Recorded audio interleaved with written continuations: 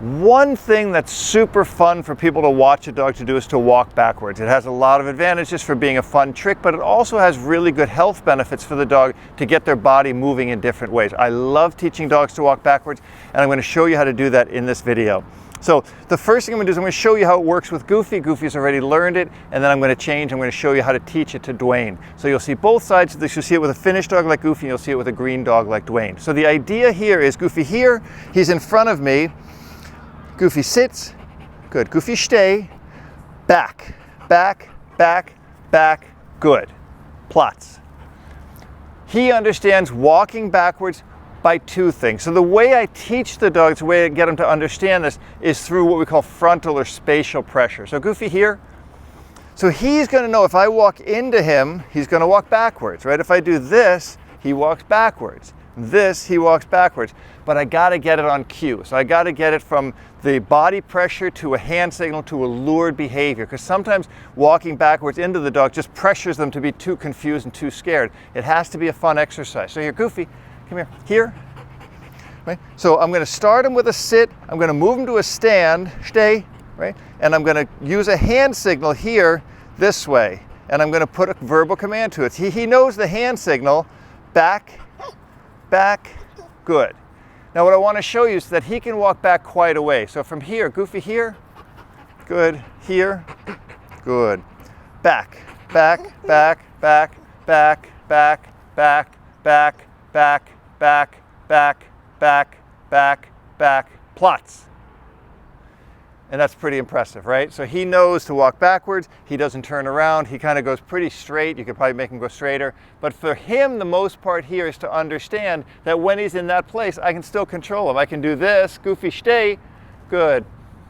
And he's gonna understand that. I can recall him, Goofy here, right?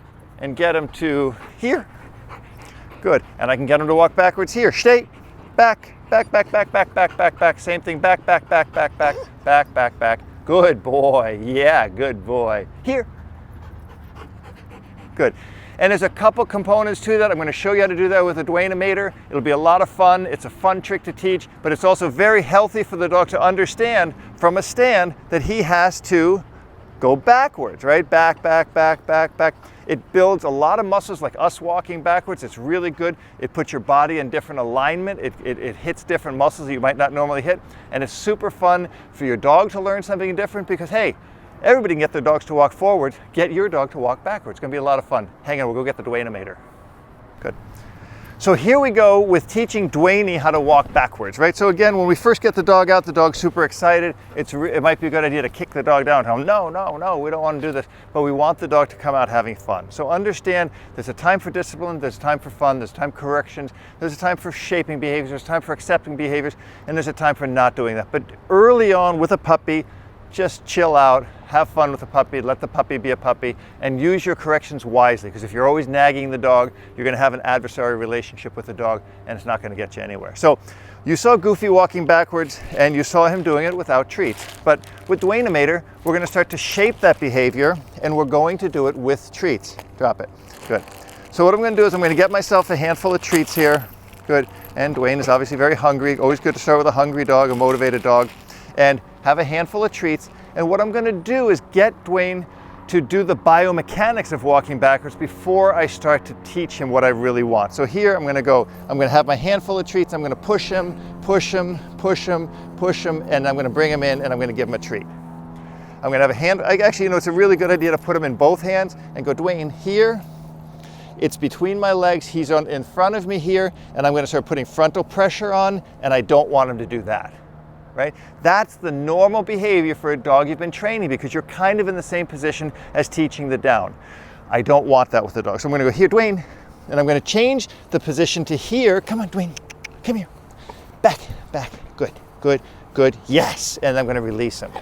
I don't want to release him back there because that makes it a static movement. In other words, he's freezing. I want this to be a dynamic and active exercise for him. Duane, here, I'm going to push him back, back, back, back, and I keep walking, walking, walking. Good boy, yeah, good boy.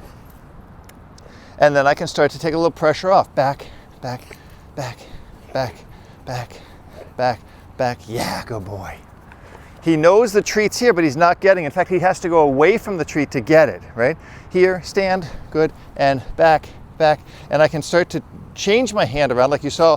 The way I have Goofy doing it is with this hand tapping backwards. So once he sees that this, yeah, good boy, is going to get him to walk backwards, that starts to form the hand signal, right? So here, I'm going to get him to stand, and I'm going to push him back, back, back, back. He's doing the movement. I'm naming what he's doing here, right? So he's here, back, back, back, back, back. Yeah, good boy. Everything is steered from the head of the dog. Duane, here, it's nice and straight. Back, back, back, back. His head is straight. Back, back. Yeah, good boy. Duane, back, back, back. Look at my hands. Back, back, back. He's eating the whole time. And yeah. And all he's learning right now is the biomechanics of the movement, because that's the most important thing for him to learn. He has to understand what I want him to do before he can do it. Then I can put obedience on it. Then I can start to get more into it. You'll see with Goofy how perfect his back is. Walking backwards, it looks like he's moonwalking. And that'll happen. It's exactly the way I taught Goofy is the way I'm teaching the Duane-O-Mator.